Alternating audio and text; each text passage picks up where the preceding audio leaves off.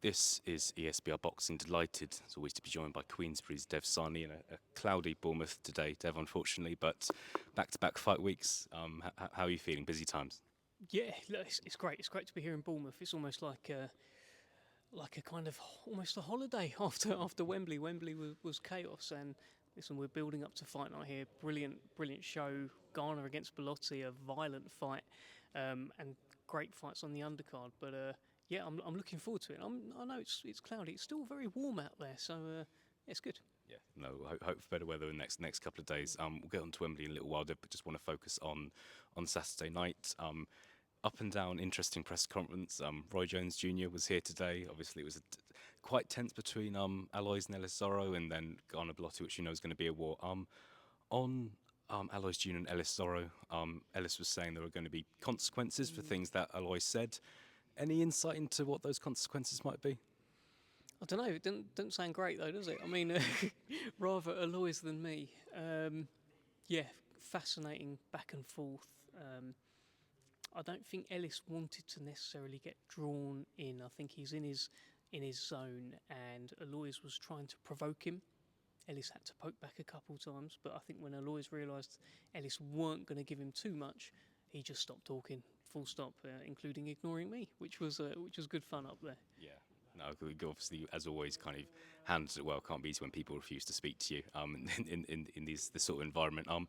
Garner Bellotti, kind of, it was all very respectful, but it's just going to be a war on Saturday, isn't it? Nothing else is really possible. It's as I said at the start of the presser, it's one of the most violent fights that can be made in this division. They are almost mirror images of each other, but what Garner's got is that extra youth, and he's got momentum. So's Bellotti. Garner's 27. I think he's 7 years younger than Bellotti. What Bellotti has is dynamite in his fists. He's the puncher heading into the fight. So yeah, I can't wait. It feels like a head-on collision on the coast. No, going to be fantastic. Just a few days ago, Dev, we had one of the biggest fights of the year take place. Dubois, really kind of great fight week as media. Everyone was just saying how buzzing all the events were. Out of kind of a press conference, the weigh-in, fight night itself, did you have a kind of a particular highlight from your standpoint? I enjoyed the presser. I enjoyed that. And don't push the horses. Seems to that's become like a remix, and it's being played in nightclubs. That was a that was quite a tremendous moment. I didn't realise at the time what I was being a part of, what a moment that was. But yeah, for me the presser was good. Way in, it was great to see Box Park, banged out, and both guys getting a lot of love actually from the crowd there. It was just a great week. It was brilliant for British boxing, brilliant for Queensbury, for DAZN as well. Exclusive pay-per-view on there, exclusive fight. It was tremendous. Yeah, no, look, it was a fantastic event. Great to see a packed out Wembley Stadium after all the chat about they're going to sell the tickets, but it was great to see it so full. On Dubois, Dev, did you see Daniel after the fight? Did you speak to him at all? Obviously, I understand he didn't come out and do media afterwards, but did you have any contact with him after the fight? No, I've not spoke to Daniel at all. I'm sure he's regrouping, taking his time, but I've not been in touch. Yeah. Obviously, do have to ask, the past couple of days, these images of what being called as a party, kind of circulating on social media. What was your reaction when you first saw those videos? To be honest, I don't know much about it, so there's not really much that I can say. I can't comment on it. I've just seen it out there, but I don't think we should be looking to detract from USYK'S brilliant performance, and I'm not looking to do that. Well, yeah, I hope to see Daniel in the ring in the next few months. Sure, there's plenty more to come. Did want to ask Dev. Obviously, we follow you on Twitter.